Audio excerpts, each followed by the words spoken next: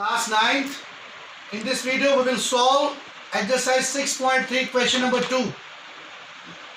So let me read out the question. The question is like this. In figure 6.40, this is your figure 6.40. In text which is written as figure 6.40. Triangle XYZ. We have a triangle XYZ. Angle X is 62 degree. Angle X 62 degree and angle XYZ is 54. This angle XYZ, ये पूरा angle आपका 54 given है. So and YO and ZO, YO and ZO are the bisectors. YO किसका bisector है? Angle XYZ का. ZO किसका bisector है? Angle XZY का. So आप मान के चलते हैं कि YO पूरे इस एंगल Y का बाइसेक्टर है और ZO इस पूरे एंगल Z का बाइसेक्टर है. तो देयरफॉर बाइसेक्टर मीन्स जो इसको दो इक्वल पार्ट्स में डिवाइड करता है.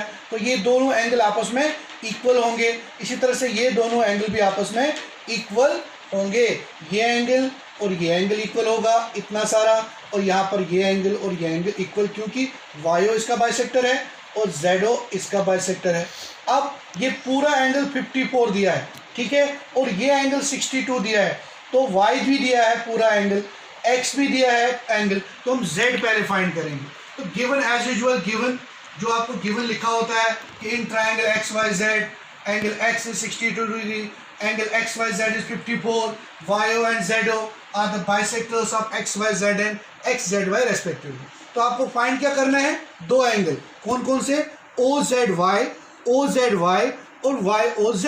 YOZ, YOZ मीन्स ये एंगल आपको फाइंड करना है, और OZY मतलब ये एंगल आधा, ये Z का हाफ एंगल भी फाइंड करना है. So let us start the solution proof. In triangle XYZ angle X plus angle XYZ plus angle XZY, इन तीनों का सम कितना होगा बच्चों? 180. क्यों? Angle sum property of A triangle. Yes. Now X is given. How much? That is 62 degree. Plus XYZ 54 degree. Plus XZY, ये हमें नहीं पता है, Z वाला एंगल नहीं मालूम. So आपके पास 62 प्लस 54 कितना बनता है? 116 plus XZY is equal to 180. So XZY angle जो आएगा वो 180 माइनस 116, तो कितना आया बच्चों आपके पास? That is equal to XYZ. 180 में से 116 डिग्री को माइनस करेंगे तो 4, 7 में से 1, 64 आ गया. तो XYZ आपका 64. ये कंप्लीट एंगल पूरा 64. तो 64 का हाफ क्या होता है? 32. तो OZY सिंस BO, तो OZY is equal to OZY, जो एंगल आपको फाइंड करना है वो हाफ ऑफ एंगल XZY है. क्यों? Because ZO is the bisector of angle XZY. ठीक है बच्चों. तो OZY हमारा किसके बराबर है? Half of XZY. Half of XZY. इस XZY, सॉरी, इसको XZY है, XZY. सो XZY हमारा 64 निकला. तो OZY किसके बराबर है? That is equal to half of XZY. तो हम लिख सकते हैं OZY is equal to half into 64 degree. So 64 से कितना आ जाएगा? OZY आपका आ गया 32 डिग्री. सो 32 डिग्री आ गया आपका. XZY आया था 64, तो OZY जो है वो हाफ ऑफ XZY है, तो वो कितना आ गया आपका? 32 डिग्री. ठीक है बच्चों. अब हम निकालेंगे YOZ angle. YOZ angle top पर निकाल रहा हूं मैं. YOZ angle, YOZ.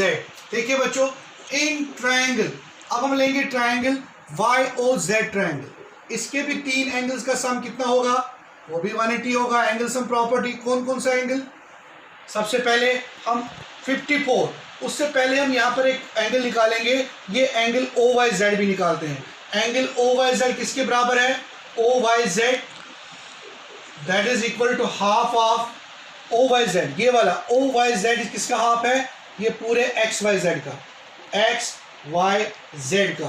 तो OYZ निकलेगा हाफ इंटू कितना है OYZ 54, तो कितना आ गया 27 डिग्री। तो OYZ आपका 27 आया। क्यों?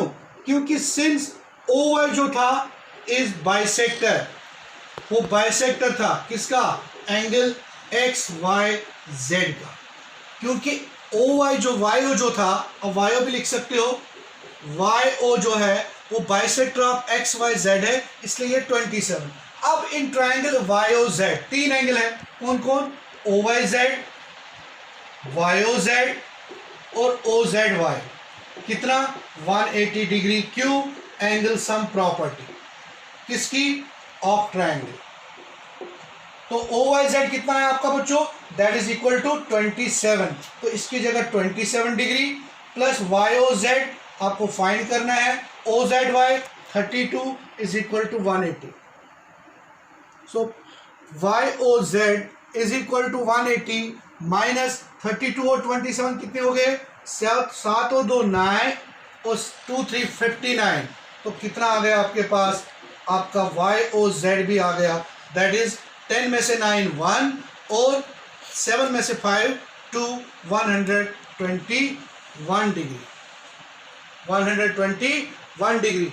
10 में से 9 1, 7 में से 5 2 और ये 1। So this is equal to 121।